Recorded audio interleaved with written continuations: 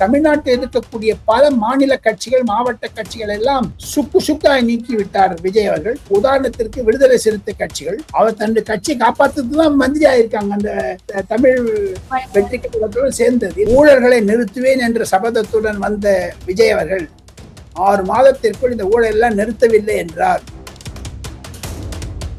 விஜய் மௌனமா இருக்கார், ஸ்ட்ராங்கா இருக்கார். Plus he is not reacting to anything. டக்குன்னு பதில் சொல்ல. அதுவே அவருடைய முதிர்ச்சியை காண்பிப்பதாகத்தான் என்னுடைய முதிர்ச்சியில் நான் கருத்து தெரிவிக்கிறேன். விஜய் இன்னும் 6 மாசம் 1 வருஷம் ஸ்ட்ராங்கா இருந்தாருன்னு வச்சுங்க, திமுக அதிமுக எல்லாம் பெப்பே பண்ணுவாங்க. இன்று காலை நான் டெல்லியில் கேள்விப்பட்டேன், பாஜகவிற்கும் திமுகவிற்கும் உறவு வருகிறது என்று. இதே நாள்ல நீ மாநில அரசு, மத்திய அரசு டெல்லிக்கு உறவு கை கொடுப்போம், உறவுக்கு கை கொடுப்போம், உறவுக்கு எதிர்ப்போம், மக்கள் ஆட்சி, மாநில ஆட்சி, சுயாட்சி ஏதோ பேசினாங்களே, கதை விட்டாங்களே. இப்ப என்ன பண்ண போறாங்க? சனாதனத்தை எதிர்த்தேன்னு சொன்னாரு, சட்டசபையில உட்காந்து சனாதனம் என்னன்னாரு. அதே முதலமைச்சர் விஜய் அவர்கள் 2 பிராமணனுக்கு சீட் கொடுத்திருக்காரு, 8 தலித்துக்கு சீட் கொடுத்திருக்காரு. இவனால் பண்ண முடிஞ்சுதா? திமுகவில் இப்போ உதயநிதி, இன்பநிதி கையில திமுக வந்துடுச்சு. என்னை பொறுத்த மட்டும் விஜய்க்கும் உதயநிதிக்கும் தான் எதிரே சண்டை என்பதை நான் ஒற்றுக்கொள்ள மாட்டேன். விஜய்க்கு எதிரி என்பது தமிழ்நாட்டில் இல்லை. அதிமுகல ஒரு நிர்வாகி, அதாவது இளைஞர் தற்கொலை பண்ணிட்டு செத்துருக்காரு. ஆனா அவர் வீடியோ என்ன விட்டுருக்காருன்னா, அதிமுக பிளவு ஏற்பட்டுருச்சு, இளைஞர்களை உள்ள விடுங்க அப்படின்ற மாதிரி ஒரு வீடியோ பதிவிட்டு இறந்து போயிருக்காரு சார். இந்த பக்கம் திமுகலையுமே இனி இளைஞர்களுக்கு நாங்க வழி விடுறோம் அப்படின்ற மாதிரி ஒரு சில பேச்சுவார்த்தை போகுது அப்படின்னு சொல்றாங்க. சோ இளைஞர்கள் இனி வரும் காலங்கள்ல அரசியலுக்கு வர்றது கட்டாயமா இல்ல நிபந்தனையா எப்படின்றத சொல்லுங்க சார். அவருடைய இஷ்டத்துல வருவாங்க. இளைஞர் மரணம் அடைந்ததை பற்றி வருத்தம் அடைகிறோம். அவருடைய மனதில் என்ன அலைகள் ஓடியது என்று தெரியவில்லை. இருப்பினும் ஒரு நிலைமைக்கு விட்டது தமிழக அரசாங்கம், தமிழக ஆட்சி, தமிழக கட்சிகள். தமிழ்நாட்டில் இருக்கக்கூடிய பல மாநில கட்சிகள், மாவட்ட கட்சிகள் எல்லாம் சுக்காய் நீக்கி விட்டார் விஜய் அவர்கள். உதாரணத்திற்கு விடுதலை சிறுத்தை கட்சிகள், அவர் தன்னுடைய கட்சியை காப்பாற்றுறதுதான் மந்திரி ஆயிருக்காங்க. அந்த தமிழ் வெற்றி கழகத்துடன் சேர்ந்தது. இல்லை என்றால் தமிழ் வெற்றி கழகம் 6 பேர் சாப்பிட்டாங்களம்மா. இப்ப எந்தெந்த மந்திரியா இருக்காங்களோ அவங்க எல்லாம் திராவிட முன்னேற்ற கழகத்தினுடைய அந்த ஓட்டு வங்கியிலும் தீய சக்தியாக இருந்தவர்கள் தானே. அவங்க தூய சக்தி ஆகலையே. அதை தவிர இதே தமிழ் வெற்றி கழகம் பல பாஜக, திமுக, அதிமுக, விடுதலை சிறுத்தை கட்சி, கம்யூனிஸ்ட் கட்சியில தோக்கடிச்சு தானே வந்திருக்காங்க. அவங்க இவங்க போய் சரண் அடைஞ்சிருக்காங்களே. விடுதலை சிறுத்தை கட்சி பாருங்க, 2 எம்எல்ஏ இருக்காங்க. ஒருத்தர் வன்னி அரசு, அவர் மந்திரி சபை கொடுத்துட்டாங்க.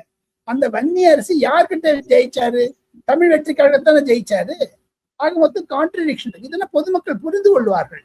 அதுல இருந்து எப்படி வெளில வரப்போறாரு விஜய் என்பதான் 6 மாசம் இல்ல 1 வருஷம் ஆகுமா தெரிஞ்சுக்கிறது. எனக்கு தெரிஞ்சுக்கிறது கொஞ்சம் கொஞ்சமா வெளில வரும் ஸ்டோரி. சோ இப்ப நீங்க சொன்னீங்க அமைச்சர்கள் எல்லாருமே இளைஞர்களா வந்திருக்காங்க தாவேகாக்கு அப்படின்னு சொல்லிட்டு.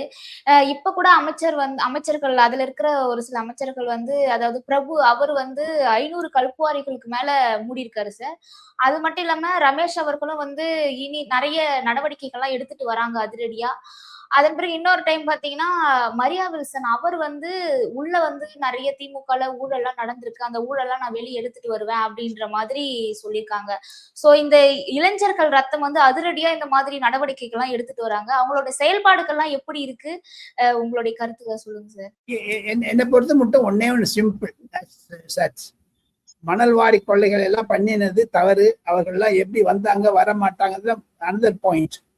இருந்தாலும் வரக்கூடிய நாட்களில் ஊழல்களை நிறுத்துவேன் என்ற சபதத்துடன் வந்த விஜய் அவர்கள் 6 மாதத்திற்குள் இந்த ஊழல் எல்லாம் நிறுத்தவில்லை என்றால் பொதுமக்கள் அவர் மீது நம்பிக்கை வைத்திருப்பது குறைய ஆரம்பிக்கும். உதாரணத்துக்கு சொல்ல வேண்டும் என்றால், வேண்டுமென்று திராவிட முன்னேற்ற கழகத்தினுடைய ஆதரவாளர்களோ அல்லது விஜய்க்கு எதிராக இருக்கிறவர்களோ அனைத்து மாவட்டங்களிலும் தண்ணீர் வரல அப்படின்னு ரோடெல்லாம் ஸ்ட்ரைக் பண்ண ஆரம்பிக்கிறாங்க.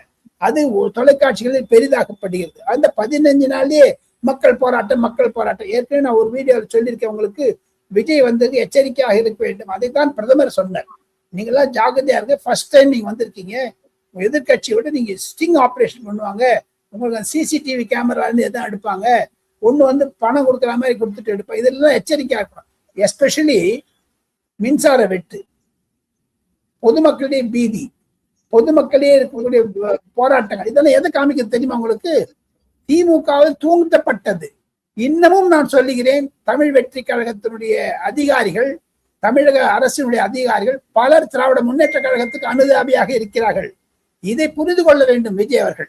சோ இப்ப சிங்கப்பெண் அதிரடிப்படை அது வந்து தொடங்குறதுக்காக நிறைய ஏற்பாடுகள்லாம் நடந்துச்சு சார். அது தள்ளி தள்ளி போயிடுச்சு. சோ தொடர்ந்து 2 தடவை வந்து தள்ளி போனதுனால திமுக வந்து என்ன சொல்றாங்கன்னா, இந்த 20 நாள்லயே வந்து ஒரு அரசியலை வந்து இவரால நடத்த முடியல. இந்த 5 ஆண்டு காலத்துல வந்து இவர் எப்படி அரசியலை நடத்துவாரு அப்படின்ற மாதிரி சொல்றாங்க. இவர் வந்து அரசியலை வந்து வீட்ல இருந்து யூடியூப்ல பார்த்துட்டு வராரா அப்படின்ற மாதிரியும் விமர்சனங்கள் வைக்கிறாங்க. அப்ப உண்மையாவே இவர் யூடியூப் பார்த்து தான் அரசியல் கத்துக்கிறாரா சார்? அப்படி ஐயா, விஜய் வந்து யூடியூப் டிஜிட்டல் வேர்ல்டு இருந்தவர் தானே வந்திருக்காரு. அதாவது சினிமால இருந்து தானே வந்திருக்காரு.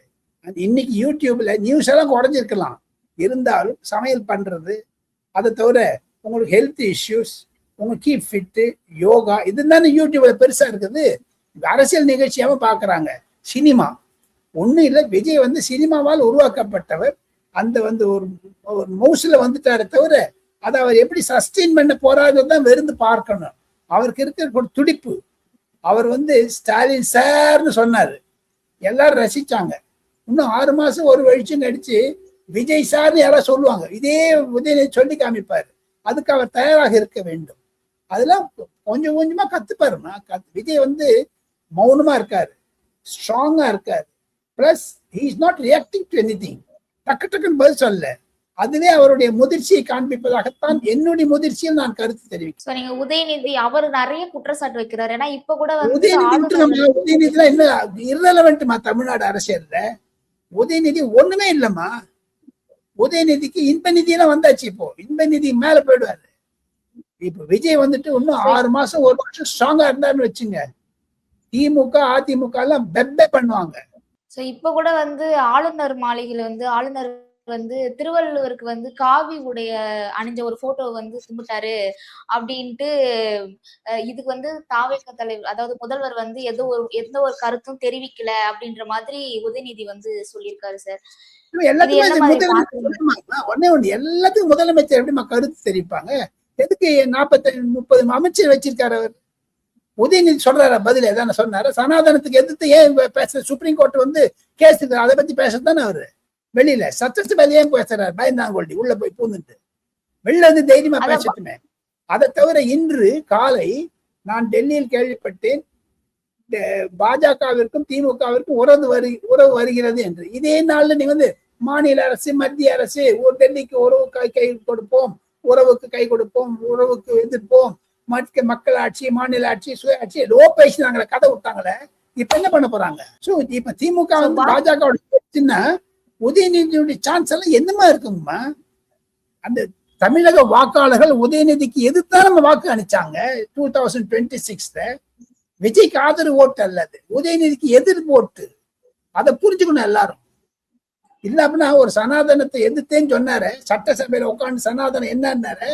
அதே முதலமைச்சர் விஜய் அவர்கள் 2 பிராமணனுக்கு சீட் கொடுத்திருக்காரு, 8 தலித்துக்கு சீட் கொடுத்திருக்காரு. இவனால் பண்ண முடிஞ்சுதா திமுகவால? பிராமணருக்கு எதிர்க்கு பிராமண எதிர்ப்பு. இன்னைக்கு பாருங்க, தமிழகத்தில் அந்த திராவிடியன் மூவ்மெண்ட்டுக்கு குறைச்சிட்டாரு. அதாவது சத்தி பண்ணிட்டாங்களே விஜய், சின்ன பின்னமா பண்ணிட்டார்களே. அதுக்கு யார் போய் சொல்ல போறாங்க? ஆமா சார். அதே மாதிரிதான் அவங்களுடைய அதாவது திமுக ஆட்சியில இருக்கும் போதும் ஆளுநர் ரவி அவர்கள் வந்து திருவள்ளுவருக்கு அதே காவி உடை அணிஞ்சுதான் அவரும் அந்த மாதிரிதான் வழிபட்டாரு. சோ அதேதான் இவரும் பண்ணாரு. ஆனா அவங்க பண்ணும்போது அதை அவர் விமர்சிக்கல, எதுவும் எதிர்த்து எந்த ஒரு கேள்வியும் கேட்கல. ஆனா தாவேக்கால வந்து இப்ப முதல்வரை வந்து விமர்சிக்கிறாங்க, கேள்வி கேட்கிறாங்க. பாஜகவுக்கு கீழே வந்து நீங்க வேலை செய்றீங்களா அப்படின்ற மாதிரி கருத்துக்கள் தெரிவிக்கிறாங்க. அதுக்காக நான் சொன்னேன், இவங்க பாஜக போய் சரணடைய போறாங்க. அதுக்கு என்ன? எந்த கட்சியுமே இருப்ப மதிமுக வந்து 27ஆம் தேதி பொதுக்குழு கூட்டு தாவேக்காவை போடுவோம். அந்த 2 எம்எல்ஏ என்ன பண்ண போறாங்க? அந்த 2 எம்எல்ஏ ராஜினாமா பண்ணிட்டு அவங்க ஏணி சின்ன இப்ப திமுக சின்னத்துல இருந்தாங்க, அவன் வெளில போயிட்டு என்ன பண்ண போறாங்க? அதெல்லாம் பார்க்கணுமோ இல்லையோ. பாஜகன்னு பயமுறுத்தினாங்க. திமுக ஒண்ணுமே இல்லாத போச்சு, விஜய் வந்துட்டாரு. திருப்பி அதான பண்ணாங்கன்னா இப்போ உதயநிதி இன்ப நிதி கையில திமுக வந்துடுச்சு. என்னை பொறுத்த மட்டும் விஜய்க்கும் உதயநிதிக்கும் தான் எதிரே சண்டை என்பதை நான் ஒற்றுக்கொள்ள மாட்டேன். விஜய்க்கு எதிரி என்பது தமிழ்நாட்டில் இல்லை இருக்கிறோம். இனிமேதான் உருவாக வேண்டும். சோ இப்ப பாஜகவுடைய பாஜக வந்து எதிர்த்துதான் வந்து திமுக வந்து ஒரு கொள்கையா வச்சிருந்தாங்க. ஆனா இப்ப தாவேகா தலைவர் விஜய் அவர்கள் வந்து அந்த சிறுபான்மையர ஓட்டெல்லாம் எடுத்துட்டாரு சார். அப்ப அந்த சிறுபான்மை ஓட்ட வந்து திமுக வந்து எடுக்கிறதுக்காக பாஜகவுடைய பியா வந்து செயல்படுமா திமுக?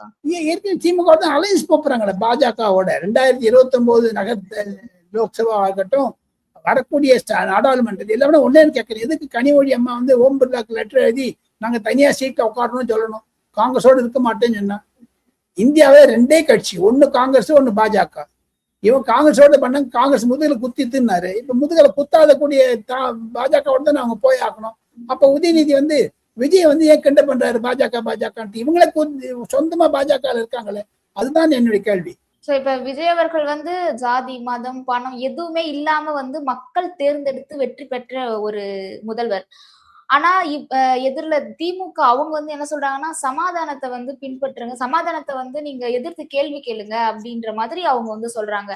சோ இப்ப முதல்வர் வந்து சமாதானத்தை வந்து எதிர்த்து நிக்கணுமா, அவர் எந்த மாதிரி செயல்படணும் சார்? விஜய் அவர்கள் டெல்லிக்கு வந்துட்ட அப்புறம் பிரதமரை பார்த்த பிறகு தமிழக அரசியலில் இருந்து டெல்லிக்கு வந்து டெல்லி அரசியலை புரிந்து கொண்டிருக்கிறார். முதல் முறையாக முதலமைச்சரும் பிரதமரும் சந்தித்ததில் அவருக்கு ஒரு புரிதல் ஏற்பட்டிருக்கும். விஜய் அவர்கள் எப்படி எதிர்காலத்தில் நடந்து கொள்ள வேண்டும் என்பது உதயநிதியோ ஸ்டாலினோ எடப்பாடி பழனிசாமியோ அண்ணாமலையோ அபிநவா ராஜகோபாலோ சொல்ல வேண்டிய அவசியம் கிடையாது. அவருக்கு என்ன நடக்கும் போதுன்னு தெரியும். அவர் அவர் ஒரு வெந்நீர்ல கால் விட்டீங்கன்னா உங்களுக்கு தான் சுக்குன்னு உரைக்கும் போது இன்னொருத்தனுக்கு உரைக்காது. அந்த விஷயத்தை பார்த்தீங்கன்னா விஜய் அவர்கள் கண்டிப்பாக தன்னுடைய நிலைமை என்ன என்பதை பொதுமக்களுக்கு விளக்குவார். இன்று திருச்சியில் பேச போடுவதுதான் ஒரு முத்தாய்ப்பாக இருக்கும்.